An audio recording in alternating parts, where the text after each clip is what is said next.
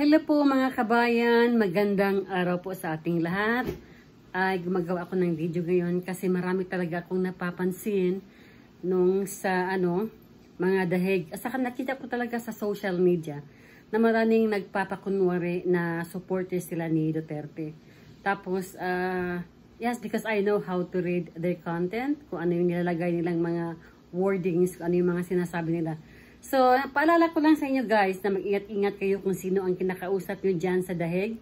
Kasi may maraming mga tao na hindi talaga totoong supporters nyo Duterte.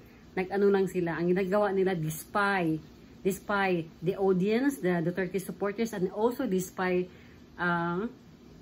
Duterte kung ano nangyari. Pero actually, they are not happy kung good thing ang mangyari kay Duterte.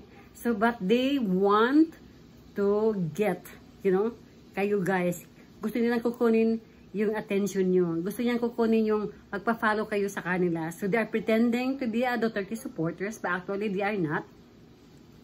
Gusto nilang makuha nyo na magpa-follow kayo sa kanya, and after that one, they go back again to the left, na opponent pala talaga sila. Yung ayaw talaga nila sa mga Duterte. So, mag-ingat-ingat kayo dyan because there's so many journalists, fake journalists, na talagang ilagay na lang natin mga anak-anakan ng ABS-CBN talaga yan dyan guys. So mag-ingat kayo dahil nakita nyo talaga mga content nila na napakano nila. They're the group of people na sumusuporta talaga dito sa mga liberal party, but they are not in a Duterte side. So yun lang guys ang pansinin natin, saka bigyan natin ng attention na you cannot trust the people like beside you, because they are just a fake. They're faking their identity na support Duterte supporters, but actually they are not. Okay, hanggang dito lang guys.